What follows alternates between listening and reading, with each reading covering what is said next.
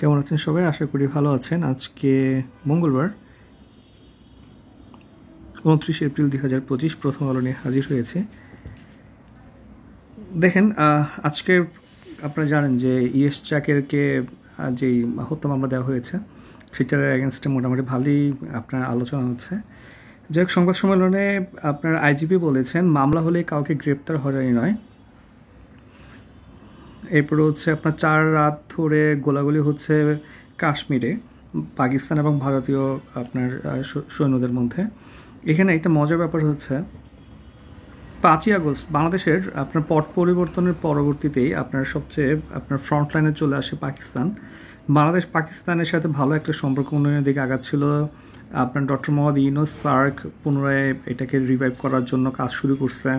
বাংলাদেশের সাথে পাকিস্তানের আবার একটা আপনার বাণিজ্য শুরু হচ্ছে বিমস্টেক, এবং আপনার আসিয়ানে বাংলাদেশ মোটামুটি ভালো একটা প্রেজেন্স ছিল এবং লাইমলাইটে বাংলাদেশই আছে। এই একটা পর্যায়ে যখন হচ্ছে চীনের সাথে পাকিস্তানের সম্পর্ক ভালো, ওদিকে বাংলাদেশের সাথে সম্পর্ক ভালো, ভারতের সাথে সবগুলোর প্রতিবেশী সম্পর্ক খারাপ, এই মোমেন্টে আপনার যে পাকিস্তানের সাথে ভারতের যেই সমস্যাটা হয়েছে, এই সমস্যাটা ঠিক ভারত বা পাকিস্তানের না, এটা হচ্ছে একটা টেররিস্ট একটা টিমের সাথে ভারতের একটা সমস্যা। কিন্তু ভারত যেই কাজটা করছে, ওরা হচ্ছে ব্যাপারটা থেকে ফায়দা নেওয়ার জন্য ওরা টেররিস্ট অর্গানাইজেশনটাকে বাদ দিয়ে তারা হচ্ছে সরাসরি স্টেটকে অর্থাৎ পাকিস্তানের বিরুদ্ধে যুদ্ধ ঘোষণা করা টাইপ একটা অবস্থা ক্রিয়েট করে ফেলছে। এটার আপনার ফলাফলটা খুব ইন্টারেস্টিং। এটার ফলে পাকিস্তান আপনার হচ্ছে ব্যাকফুটে চলে গেছে অলরেডি। ভারতের পাকিস্তানের পররাষ্ট্রমন্ত্রী বাংলাদেশে আসার কথা ছিল, সেটা ক্যান্সেল হয়ে গেছে। প্লাস পুরো ওয়ার্ল্ডের সামনে পাকিস্তানকে একটা টেররিস্ট কান্ট্রি হিসেবে দেখানোর একটা অপচেষ্টা চালাচ্ছে। আর যেহেতু ইন্টারন্যাশনাল পলিটিক্সে পাকিস্তানের সাথে ইউএসের সম্পর্ক এখন খারাপ, চীনের সাথে পাকিস্তানের সম্পর্ক ভালো, স্বাভাবিকভাবে হচ্ছে ওয়েস্টরা হচ্ছে এখন পাকিস্তানকে ব্যাক করবে না। ঘুরে ফিরে হচ্ছে আপনার ভারত একটা ভালোই ফায়দা নিচ্ছে। আপনারা জানেন অলরেডি $7 বিলিয়ন আশেপাশে আপনার হচ্ছে প্রায় 26টা রাফেল কেনার জন্য অলরেডি ফ্রান্সের সাথে চুক্তি করে ফেলছে। নর্মাল টাইমে কিন্তু এটা ভারত করতে পারতো না। তখন হচ্ছে আপনার দেখা যেত যে ভারত হচ্ছে এক্সট্রা পাওয়ারফুল হয়ে যাচ্ছে, যেটা হচ্ছে ব্যালেন্স অফ পাওয়ার নষ্ট করতেছে। তাহলে এখন ভারত হচ্ছে এই সুযোগের ফায়দা নিয়ে ভারত অনেক বেশি লাভবান হচ্ছে। তো যেহেতু ভারত বেশি লাভবান হচ্ছে, সাধারণভাবে একটা কোশ্চেন চলে আসে যে ভারত কি এই আক্রমণটা হওয়ার কথা আগে জানতো কিনা, বা প্রচ্ছন্নভাবে তাদের একটা সম্মতি ছিল কিনা। যাই দেখেন, বজ্রপাতে 24 ঘন্টায় 13 জনের মৃত্যু হয়েছে। আপনারা জানেন যে আপনার বাংলাদেশের 13টা দুর্যোগ আছে, তার মধ্যে 13তম দুর্যোগ হচ্ছে বজ্রপাত। আর বর্তমানে সবচেয়ে বেশি বজ্রপাত হচ্ছে সিলেট জেলায়, এবং বজ্রপাত হচ্ছে 2016 সালে সম্ভবত এটাকে হচ্ছে একটা দুর্যোগ হিসেবে অ্যানলিস্টেড করা হয়। একটু বলে রাখি, আমাদের আপনারা অনেকেই ব্যাচ নিয়ে কোশ্চেন করতেছেন। আমাদের একটা ব্যাচ শুরু হচ্ছে আগামী 7 তারিখ হচ্ছে এটা ক্লাস শুরু হচ্ছে।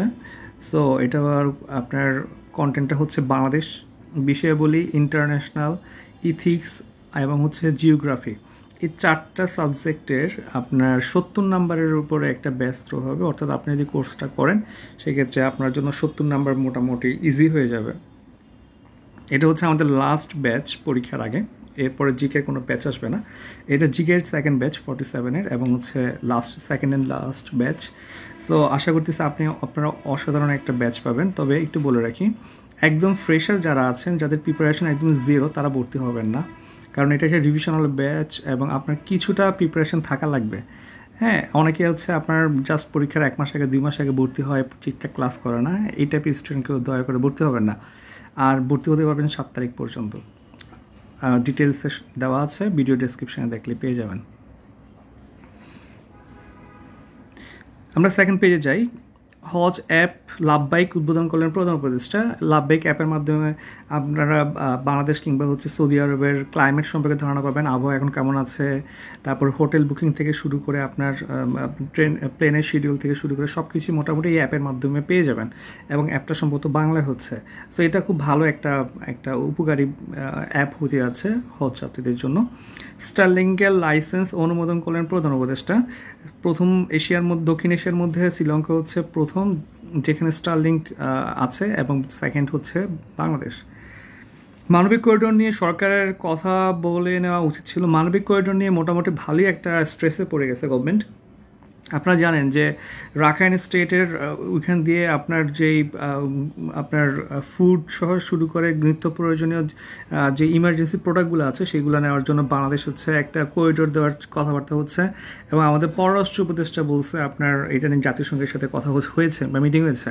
কিন্তু মজার ব্যাপার হচ্ছে এটা নিয়ে কিন্তু ভালোই একটা সমালোচনা হচ্ছে, কারণ হচ্ছে অন্তর্বর্তী সরকারের উচিত হচ্ছে এই ধরনের একদম পার্মানেন্ট কিছুতে না যাওয়া। সেটা হচ্ছে গুরুত্বপূর্ণ ব্যাপার হচ্ছে আপনার যে বর্তমান যে প্রেস সচিব আছেন তিনি বলেছেন আবার ইউএনের সাথে কোনো মিটিংও হয় নাই, কিন্তু ওনার সাথে কিন্তু আমাদের পররাষ্ট্র উপদেষ্টার কথার মধ্যে একটা কন্ট্রাডিকশন পাওয়া যাচ্ছে।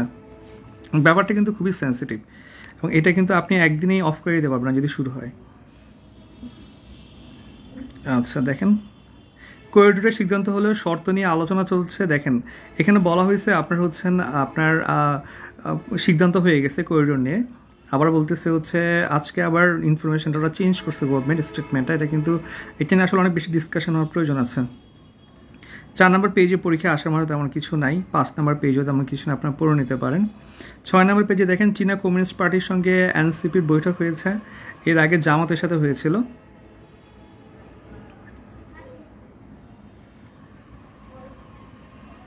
7 নম্বর পেজে দেখি আমরা যে ঢাকার 50টা এলাকায় বসানো হচ্ছে এয়ার পিউরিফায়ার। 100টা গাছ যে পরিমাণ বাতাস বিশুদ্ধ করে প্রতিটি পিউরিফায়ার সেই পরিমাণ কাজ করবে। এটা হচ্ছে আপনার আপনার বায়ু দূষণ রোধে সরকারের পদক্ষেপ বা পরিবেশ রক্ষায় সরকারের পদক্ষেপ হিসেবে আপনি এটা খুব সহজে হচ্ছে এটা মানে কোট করতে পারবেন, এটা একটু লিখে রাখবেন।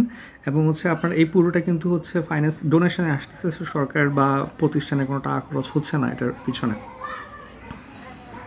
ভারত পাকিস্তান কি যুদ্ধের একেবারে কিনারায়, এটা উনি হচ্ছেন আপনার প্রাক্তন রাষ্ট্রদূত ছিলেন পাকিস্তানের। তো পড়তে পারেন, এখানে আসলে তেমন কিছু নাই। এখানে যেটা বলা ট্রাই করছে যে ভারত যদি যুদ্ধ আক্রমণ করে তারা অবশ্যই ভালো একটা রিটালিয়েটেড সিচুয়েশনের শিকার হবে, এটাই, আর তেমন কিছু নাই। অর্থ বাণিজ্য দেখেন যে রেকর্ড 1432 কোটি টাকা মুনাফা করেছে ব্র্যাক ব্যাংক। কিন্তু ব্র্যাক ব্যাংকের সবচেয়ে বড় সমস্যাটা হচ্ছে আপনার ওরা খুব দ্রুত জব দিল, ওরা খুব বেশি পরিমাণ এমপ্লয়িকে স্যাক করে, প্রতি বছর প্রায় 1400 এমপ্লয়িকে বহিষ্কার করে, এবং এটা কিন্তু খুবই ইলিগেলি করে। এটা নিয়ে কিন্তু অলরেডি বাংলাদেশ ব্যাংকের কাছে অনেক কমপ্লেন গেছে, তারা এই কাজটা করতে পারে না। সো ব্র্যাকের কিন্তু জব সিকিউরিটি একটু লো। ইন্টারন্যাশনাল পেজে দেখি আমরা যে 26টা রাফেল কিনতে ফ্রান্সের সঙ্গে চুক্তি করেছে ভারত, এটা নিয়ে অলরেডি কথা হয়েছে। এটা হচ্ছে টোটালি হচ্ছে ভারত যেভাবে পারতেছে সেভাবে হচ্ছে আক্রমণটাকে ইউজ করার ট্রাই করতেছে। পারমাণবিক আলোচনায় জাতিসংঘের পর্যবেক্ষক ইরান, এবং হচ্ছে ইরান বলছে যে তারা পারমাণবিক আপনার হচ্ছে বোমার উৎপাদন থেকে বা এটা গবেষণা থেকে সরে আসবে না। দেখেন ভয়াবহ বিদ্যুৎ বিভ্রাটে আপনার হচ্ছেন স্পেন এবং পর্তুগাল পড়েছে, এবং খুবই খারাপ অবস্থা। অলরেডি হয়তো আপনার ফেসবুক এটা সম্পর্কে জানেন, এখানে তেমন কিছু নাই। বন্ধুসভা, এটা আমাদের পরীক্ষার জন্য ইম্পর্টেন্ট না, বিনোদনও পরীক্ষার জন্য ইম্পর্টেন্ট না। ওকে, শেষ পেজে দেখি আমরা যে প্রাথমিকে শিক্ষকদের বেতন এক ধাপ বাড়ানোর উদ্যোগ, এবং হচ্ছে আপনার শিক্ষকরা বলছে শুরুতে বেতনের ন্যূনতম গ্রেড 11 করতে হবে। এখন এটা করলে মানে শিক্ষকদের বেতন বাড়ানো উচিত আর কি, কিন্তু আবার যদি আপনি ডিরেক্ট এই গ্রেডে ইন্ট্রিগেট করেন, অনেকে আছে ইন্টার পাস, আপনি হয়তো একটা স্বতন্ত্র পে স্কেল নিয়ে আসতে পারেন টিচারদের জন্য। টিচারদের বেতন খুবই কম আসলে, প্রধান শিক্ষকরা 10ম গ্রেড চাচ্ছে, এটা খুবই যৌক্তিক। একটা স্কুলের প্রধান শিক্ষক যদি 2য় ক্লাসেও বেতন না পায় তাহলে তার আসলে কিছু হবে না, হ্যাঁ। এবং 10ম গ্রেডের বেতন তো খুব একটা বেশি না।